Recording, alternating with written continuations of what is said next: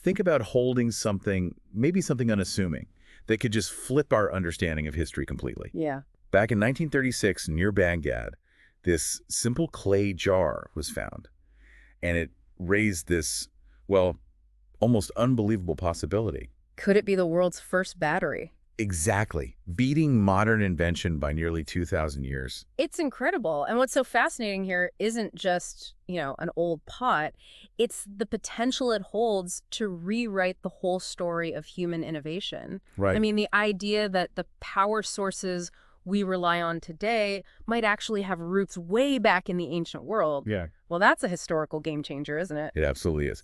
So in this deep dive, we're focusing right in on this artifact, the one they call the Baghdad Battery. Mhm. We're going to unpack the evidence, look at the different theories buzzing around it, and really try to get a handle on what this pretty ordinary-looking object might tell us about ancient ingenuity. And the information we're drawing on comes from the discovery itself, the context, and all the investigations that followed. Yeah. And if you connect it to the bigger picture, it's just a powerful reminder, isn't it, that our view of the past is always evolving. Constantly being challenged, yeah, refined by new finds. It's like we're forensic historians, really, trying to piece together a story from these silent objects. Okay, let's start with the object itself then. The Baghdad Battery. It's not some, gleaming piece of lost tech. No, not at all. It's a terracotta jar, about 13 centimeters tall, maybe 8 wide. Mm-hmm. But the really intriguing part is what was sealed inside, Right, the copper cylinder and an iron rod. all stuck together, sort of, with asphalt. And when it was dug up alongside other stuff from the Parthian era, that's roughly 250 BCE to 224 CE, its unusual construction just immediately made people ask questions. What really stands out to me is how deliberate it looks. These are just random bits and pieces thrown together. Oh. The way they were assembled suggests a specific purpose, even if we haven't definitively figured out what that purpose was. And that really brings us right to the core question for this deep dive.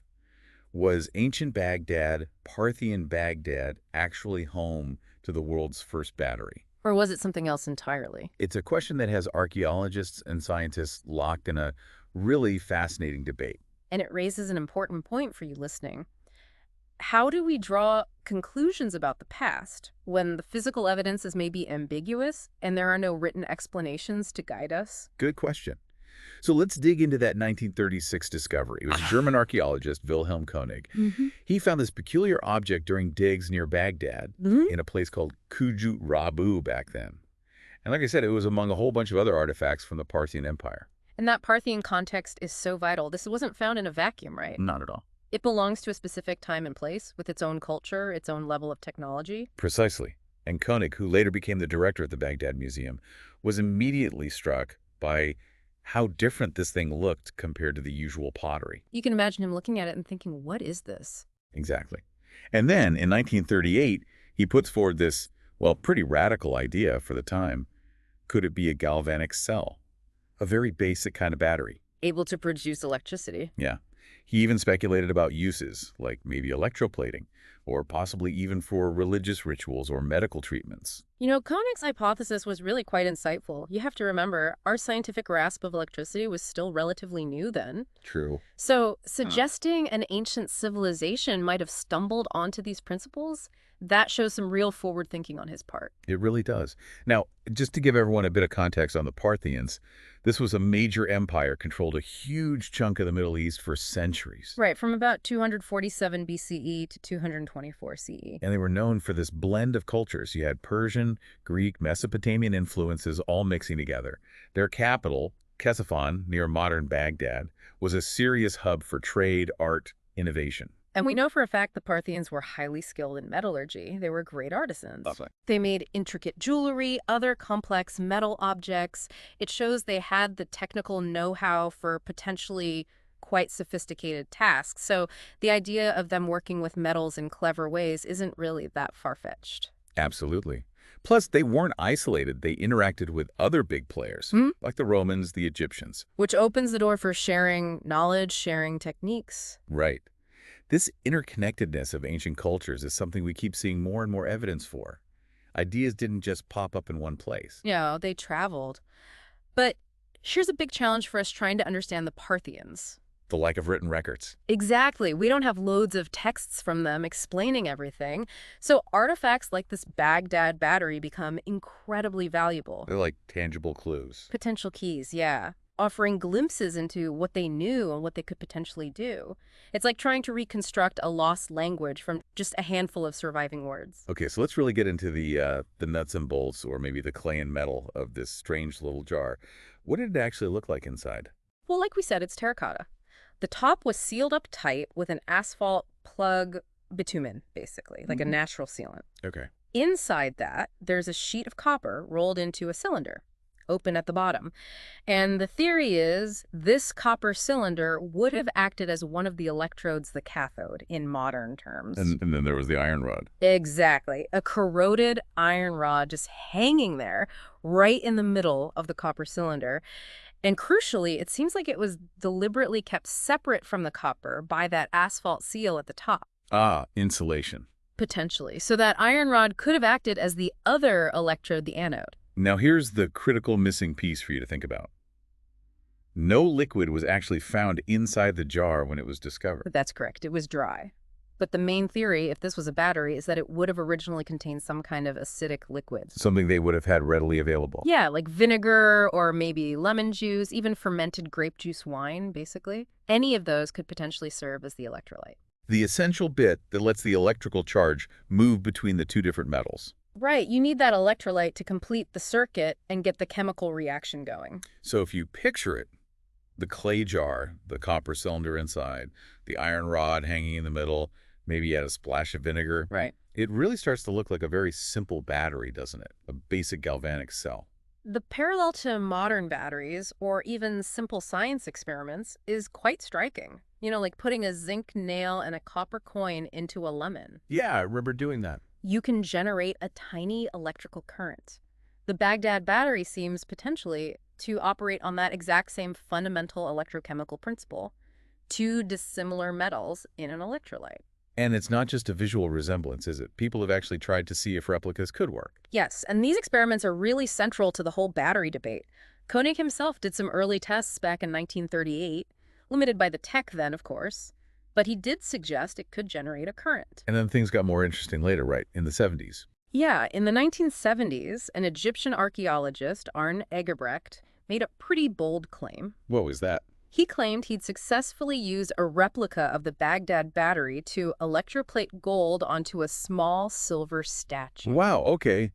That sounds like direct evidence. It sounds like it. But, and this is important for you to keep in mind, that the detailed documentation of his experiments is, well, lacking. Yeah. Which has led to quite a bit of healthy skepticism in the scientific community.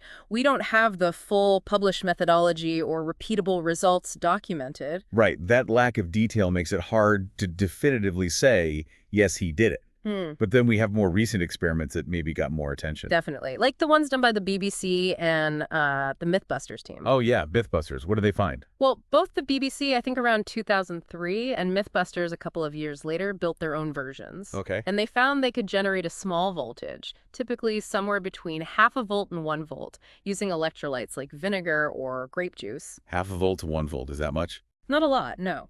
But Mythbusters went a step further. They showed that by linking several of these replica batteries together in series. Oh, like modern batteries. Exactly.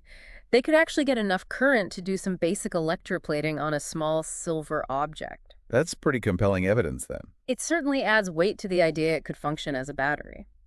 And it's not just TV shows. You've had serious academic input, too. Dr. Elizabeth Stone, an archaeologist, argued the design looks intentional, not accidental. Suggesting it wasn't just a random jumble. Right. And Dr. Paul Craddock, a metallurgist at the British Museum, also did experiments with replicas and found they produced a consistent, albeit low, voltage output, which further supports its potential as some kind of power source. Okay, so if we accept for a moment that it could work as a battery, what's the big question you mentioned earlier? The big question for you to ponder is, what on earth would the ancient Parthians have used it for? What practical purpose would a device like this serve? Right. Well, the most popular idea is electroplating, isn't it? Okay. Especially for jewelry. That's the leading theory, yeah. We already said the Parthians were skilled metal workers.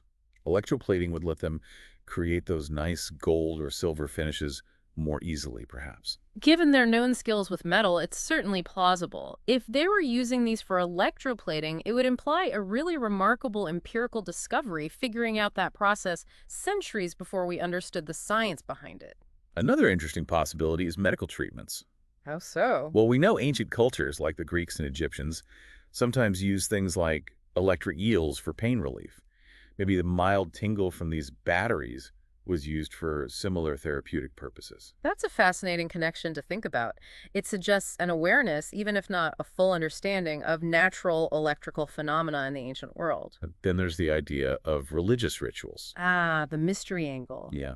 Imagine priests using a subtle shock to create a sense of the divine or add a bit of theater to ceremonies. Makes you wonder. And the fact the jar was sealed, as you mentioned, might suggest it needed to be portable, maybe moved between temples or used in specific rites. The sealed nature is interesting. It does hint at containing something, maybe for transport or specific application, incorporating a mild electrical sensation into religious practice. Well, it's certainly a thought-provoking idea for you to consider. And maybe the simplest explanation, in a way, is just early scientific experimentation. Just curiosity. Yeah, maybe alchemists or early scholars were just fiddling around, seeing what happened when you put different metals and liquids together. That fits with the broader history of science, doesn't it? Often practical tinkering comes way before the theory catches up. Maybe this was just an early step in exploring how different substances interact. And wasn't there something similar found in Egypt? Yeah. Even older. Ah, yes, the Egyptian Petri cup. Dates back much earlier, maybe 700 BCE. It also has copper and iron components. It does suggest this kind of electrochemical interest might have been wider than just Parthia. So not necessarily a one-off. Possibly not. And there are other Parthian and Seleucid artifacts, things like copper scrolls, other types of sealed jars that hint at experimentation with metals and liquids, even if not definitively batteries. So the Baghdad Battery might not have been totally unique. It could point towards a sort of ancient awareness, maybe not fully understood, but an awareness of these electrochemical principles. It's a possibility. But, like any good mystery, there's definitely another side to this story. Right. Not everyone's buying the battery theory. Not at all. While the battery idea is really captivating, there are several alternative explanations put forward by skeptics that you definitely need to be aware of. Okay, like what? What else could it be? Well, one of the main alternatives is that it was a votive object, something connected to religious practices, maybe burial rituals. Because they found similar sealed jars in graves. Exactly. We know asphalt sealed jars turn up in Parthian burials, which suggests a possible ritual function. Nothing electrical about it. Context is key in archaeology. Makes sense. What else? Another quite mundane possibility, just a storage vessel for scrolls or something. Maybe scrolls, maybe spices, maybe other perishable things. The idea is the copper and iron might have somehow helped with preservation, or maybe they were just part of the container structure. We do find similar jars from that era holding other materials. The simplest explanation is often the right one, they say in archaeology, right? It's often the most appealing starting point, yes. Yeah. Perhaps these bits just served a purely functional storage purpose we haven't quite figured out. Okay. Any other theories? There's the idea it might have been some kind of medical tool. How? Not for shocks this time. No, maybe for storing or applying certain substances. We know copper and iron compounds were used in ancient Mesopotamian healing practices. Ah, okay. So the materials themselves had significance. Possibly, though again, we don't have direct proof of this specific object being used that way. And I suppose some just think it was decorative. That's always a possibility when function eludes us. Maybe it just looked interesting, served some symbolic purpose we don't grasp, or wasn't functional at all. You mentioned Dr. Stephanie Dalley earlier as a skeptic. Yeah. What was her main argument? Dr. Dalley, a prominent archaeologist, really emphasized the ambiguity of the design. She argued it's just not clear enough to definitively call it a battery. Okay. She points to the complete lack of any contemporary texts mentioning electricity, or any tools that you'd clearly associate with using batteries, wires, connectors, that kind of thing. She even floated the idea that maybe it was just a storage jar that got assembled weirdly, or parts from different things got put together, and we're now projecting our modern tech knowledge onto it, over-interpreting it. Being what we want to see, basically. Exactly. Her view is a crucial reminder for all of us to be cautious about that. We have to avoid imposing our modern understanding onto ancient objects without solid evidence. And the skeptics do raise some pretty strong points, don't they? One of the biggest is that lack of direct supporting evidence. Absolutely. No ancient texts describing batteries or electricity. No tools found alongside them that scream electrical work. And if they were used for electroplating jewelry, say, where are all the definitively electroplated Parthian artifacts? Shouldn't we find them? That absence of corroborating evidence is a major hurdle for the battery hypothesis. Where are the wires? Where are the clearly plated objects? These are really important questions for you to ask. Also, that voltage issue. Even if Mythbusters got up to a volt, half a volt is more typical. That's tiny. It is very low. It's hard to imagine it being useful for anything significant unless you connect lots of them together in series. And we haven't found any evidence of battery banks, have we? Racks of these things wired up. No, nothing like that has ever been found. The low voltage definitely raises questions about practical applications beyond perhaps very minor electroplating effects. And then there's the whole cultural mindset. Yeah, the conceptual problem. The ancient world just didn't have a concept of electricity like we do, right? Lightning was gods, not electrons. Exactly. So the idea of them deliberately inventing an electrochemical device without any underlying theory of how or why it worked, that seems unlikely to some researchers. It feels like a huge leap. It does. Scientific discoveries usually build on existing frameworks, existing knowledge. The lack of that ancient framework for electricity makes a deliberate invention harder for some to accept. It seems more likely to be an accidental discovery, if anything. And finally, just the state of the artifact The itself. observation issues, yeah. It's heavily corroded, the iron rod is rusted. And crucially, that original electrolyte, whatever it was, if it was ever there, it's long gone. Right, so we can't test the original liquid. We're making educated guesses about vinegar or grape juice. It makes it really difficult to say for sure how it would have functioned or if it functioned back when it was first made. We're working with incomplete data, essentially. Absolutely. Degradation over millennia inevitably introduces uncertainty. Definitive conclusions are tough. So, wow. This whole mystery, the Baghdad Battery, it really does force us to question our standard historical timelines, doesn't it? It absolutely does. I mean, if it was a working battery, it means ancient people understood and used principles of electrochemistry centuries, millennia before Volta. Yeah. That's a historical bombshell. It really is. It raises all sorts of questions for you. Could different cultures develop similar technologies independently? How did knowledge spread back then? Could there have been links we don't know about between, say, Parthia, Egypt, maybe even India? It makes you reconsider that neat linear progression of technology we often assume. Exactly. Were there lost technologies that maybe flourished for a while and then just faded out, didn't get passed down in the main historical record? It's a really fascinating possibility to entertain. And it certainly shines a light on Parthian society, too. Maybe highlights their sophistication. For sure. They often get a bit overshadowed by the Romans or the Greeks in popular history. But if they created something like this, even if its purpose is debated, it underscores potentially advanced skills in metallurgy, chemistry, engineering.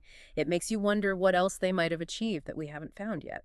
Whether it was a battery or not, just the object itself is a powerful reminder for you, isn't it? That ancient societies were capable of some really remarkable ingenuity. Often in ways we're only just starting to appreciate. And it potentially gives us insights into early scientific thinking, right? Even if they didn't have the full theory down. Right. The existence of an artifact like this suggests a process of empirical experimentation, trial and error, observing natural phenomena. Maybe linking to other advances.